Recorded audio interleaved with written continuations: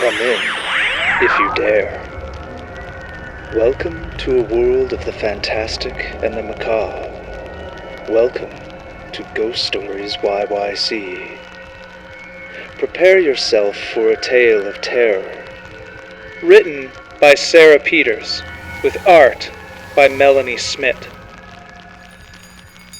Too good to be true. I had recently come of age and inherited the remnants of my family's assets when I decided to travel. It seemed only logical to visit the country that had supplied my family with its fortune. It was there that I came upon the stall with billowing purple curtains, and on a table in the middle of the shop, a curious ring with a striking green zircon. An Edelstein zircon.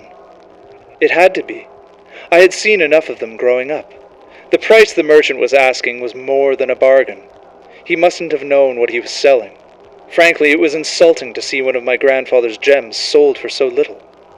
Still, I offered the man half, expecting to barter. But he gladly took my money, hurriedly packed up the ring, and ushered me out onto the market path where I was swept into the surging crowd. Belatedly, I looked back. Surely there were more bargains to be found. But there wasn't even a hint of purple curtains among the market's many stalls. Even a thorough search over the next day proved fruitless. It was as if the stall had never existed. But I had my prize in my hand, and it was time to return home. The flight was long and harried by a vicious storm that frayed my nerves. After the arduous journey, I sunk gratefully into my bed, admiring the winking green zircon on my finger and celebrating my luck, even as sleep overcame my weary body. I woke the next morning gasping and feeling suffocated. Vivid dreams rushed back to me, of mustard-yellow dirt piling onto my paralyzed body, filling my nose with an acrid smell and my mouth with an earthen taste. Dreams I had been having since that day at the market. Dreams that had felt so very, very real. I needed tea. In the kitchen I found my childhood guardian, Rena, with the kettle already on. Suddenly I was glad she hadn't left, though I didn't need a guardian any longer. I was relieved not to be alone. With Rena there, and the smell of tea banishing the smell of dirt, I realized how silly I was being. I had been so tired last night. I hadn't even unpacked, and it was time to remedy that.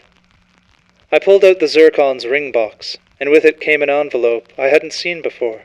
Curious, I opened it and found another small envelope, some old newspaper clippings, a receipt from an apothecary, and an appraisal stating that the gem was indeed a genuine Edelstein zircon. I smirked. My friends would be so jealous. Opening the second envelope, I discovered a scrap of paper and a small key. As I took them out, I heard Rena quietly murmur, "I was hoping this day would never come." Disregarding her, I looked over the paper. A receipt from the jeweler that had made the ring. "Rena!" I said, startled, staring at the name of the customer at the top of the receipt. "Can you believe that this ring was originally commissioned by my grandfather?" I beamed and showed her the receipt. She did not smile back. Placing a cup of tea in front of me, she tapped the key and said, "This will show you what you need to see." She left briskly and returned only a moment later with a locked diary in hand. "This was your mother's," she said quietly. Placing the key into the lock, it surprisingly turned. I began to read the diary, and my heart started breaking. "Found a curious receipt from an apothecary for some kind of powdered root stuffed in an old book. I'll keep it, just in case. I once thought this family was something to be proud of, but the philanthropy, the awards, it's all just for show. My father-in-law is a wretched man. He stole that gem from his business partner. I know it. Now he's wearing it in that new ring for anyone to see. They found the body in one of the mines.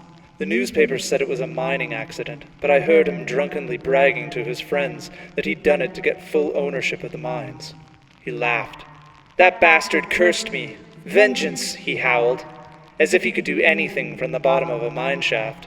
I can still hear him laughing. The doctors say he's suffocated, but they don't know how.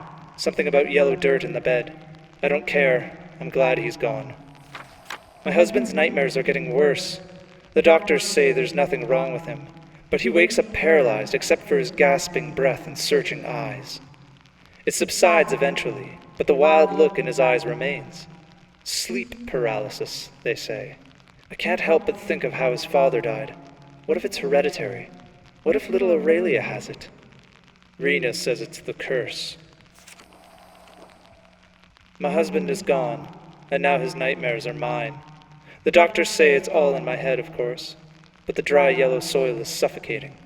Thank goodness for Rena. I'm getting rid of the ring. I've sent it to be auctioned, and maybe I'll be free of the nightmares. With the money I'll make from it. I looked up at Rena. But my grandfather was a great man, I whispered. Everyone thought so, she replied. What can I do? I asked. Our ancestors' legacies always follow us, Rena said carefully. And sometimes, unfair though it may be, their deeds go on to haunt us. After thinking it over, I'm selling the ring. That's why it's here in this show today. A place with patrons amenable to cursed objects. I pledge to donate the proceeds to a charity for minors, in the hopes of ending the curse by ending the greed. Is that still self-serving?